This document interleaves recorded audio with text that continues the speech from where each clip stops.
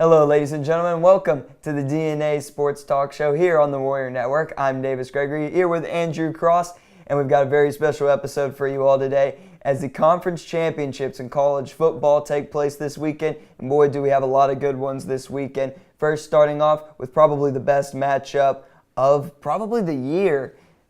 Just on paper, as it looks, Georgia and Alabama, number 1 versus number 4. Georgia wins, they're in the playoff. Alabama wins, they get the SEC championship. And I think Georgia really in this game has a lot more to lose. Even if Alabama loses this game, I think they're still in the playoff, which would mean 2 SEC teams still in the playoff. Georgia and Alabama would be in if Georgia won.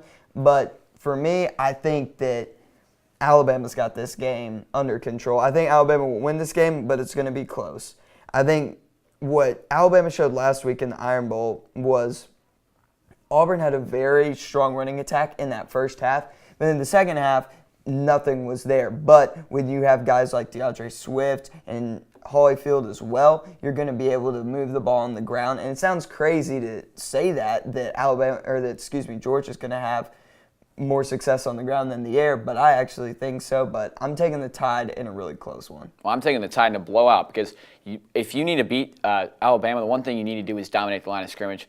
I don't think, Georgia's D-line has been banged up all season, and I don't think they can run between the tackles. They don't have, a Nick Chubb or a Todd Gurley who's that big physical runner. They have, 2 freshmen and a sophomore as their starting running backs. So what are you going to do? Jake Fromm coming back for his sophomore season. He lost, some players from last year, still has the most of his receiving core, and the defense is, it took some hits from last season, but it's still there. Bama, they have the best offense in college football. Tua I think he's the Heisman favorite, and their defense is pretty good as well. Their D-line, again, just year after year, just continues to improve. This is not the best Nick Saban defense that they've had, but this is by far the best offense that he has had in his tenure at Alabama. I think, now that you mention that, I think it's just the best overall team he's probably ever had. Definitely offense, defense could be better, but definitely altogether that might be one of the best football teams he's ever had. Now moving on to the ACC championship game between number 2 Clemson and number 24 Pitt. Now this one, there's no question to it, Clemson in a blowout. Clemson is looking for that undefeated season. I see no way, really, that Clemson can lose this game. They're too determined right now. You got an undefeated season on the line, college football playoff spot there as well, and also the ACC championship. I'm taking Clemson in a blowout in this one. I'm taking Clemson too, but I think Pitt can make it a close game. I think Clemson is very overrated in my opinion. They have way too many freshmen. They're way inexperienced. They lost Deshaun Watson and a bunch of players from those championship runs that they've had. Kelly Bryant, who was a player who led them to the playoffs last year, he transferred, no longer there. So they entrusted to their new freshman quarterback, and I don't think he can get the job done for them. Their D-line is amazing. Christian Wilkins is one of the premier D linemen in the NCAA. I think their defense is what's going to carry them in this game, but I'm taking them in a low-scoring game, and I think Pitt makes it interesting late, but I still think Tigers come out on top. All right, so far, all in agreement so far on our predictions. Now, for the Big 12, the first ever time that there will be a rematch of the Red River rivalry in the Big 12 championship game as Oklahoma will take on Texas. Now, I think this is going to be a shootout just like the first one where Texas did take the victory 48-45 in the first game. But I think Oklahoma's got their number this time. Oklahoma's been playing some great football. Just came off that shootout against West Virginia, who's a very good football team offensively. Also, the defense looked well, scoring some touchdowns.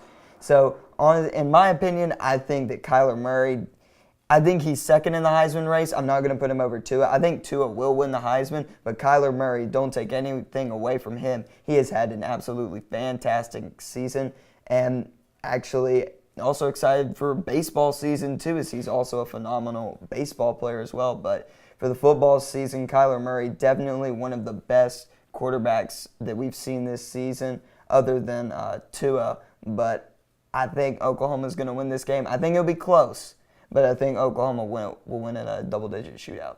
I can see Texas winning this game. I think it's more of like a 60-40. Oklahoma has the advantage. I think if Texas's defense can get some sacks, they can force some turnovers, get some tackles for loss.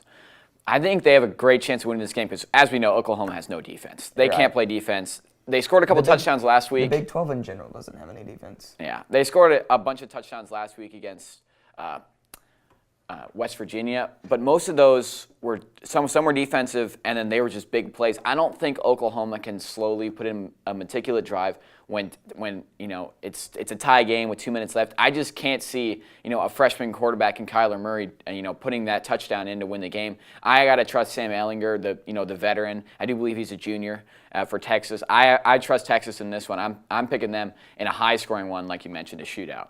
Definitely really going to be a fun game to watch. Now, also the Big Ten championship game, which is our last one on the list, between Ohio State and Northwestern. Northwestern number 19 and Ohio State, I believe, number 6 right now, with UCF right behind them. And honestly, Ohio State got past their tough challenge against Michigan and won in a very dominant fashion against the Wolverines, who were statistically one of the best defenses in college football. And Ohio State just put it on them that game.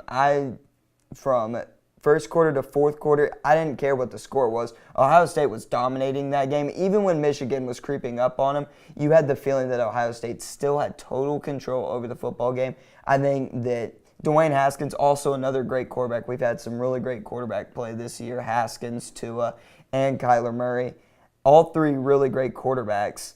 And I've got the Buckeyes in this one as well. And I think that if Georgia loses and also Oklahoma loses, you got to put Ohio State in. Of course, I think Ohio State is the most underrated team in all of college football. They beat Michigan. I mean, it was at home for Ohio State, but still they beat. I think Michigan was 32-point win. Michigan was were they 4 or 3 at the time? Michigan was 4. They were 4, and Ohio State was ranked 10th. Dwayne Haskins has really improved me.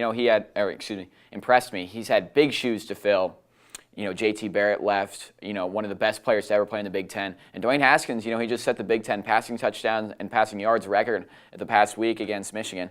And I think their running backs are very good, J.K. Dobbins, Mike Weber. And their defense, it's not very good. It's not flashy like you'll see like a Clemson defense, but they're stout. They can get stops when they need to, force turnovers. And special teams, they forced 2 block punts against, or maybe it was 1 block punt, but I know they scored a touchdown off special teams against Michigan that really put them over the top. They were up 15, and that really just put the game away for them. I think Ohio State gets multiple interceptions, maybe a kickoff return, and I see them winning this game in a blowout. Definitely so. I think, Devin, when you look at Ohio State and you look at the team that they've got, and then also you have UCF right behind them, UCF has a shot to get in, but also Mackenzie Milton, I believe that is the senior quarterback's name for UCF, who is a fantastic quarterback. It does not matter what conference he's in. He's just a fantastic player, and from what I've heard, a fantastic off-the-field player as well. And you just hate to see that happen. And they go up against Memphis in the American Conference Championship. We weren't planning to talk about this. I'm just kind of adding this on. But I think UCF still has a shot to get in, but it's really slim because you've got to have 3 teams to lose. So we'll see how it all shapes out during Conference Championship weekend. I want to thank you all for tuning in to another episode of DNA, and we will see you on the next episode. Did I mess up?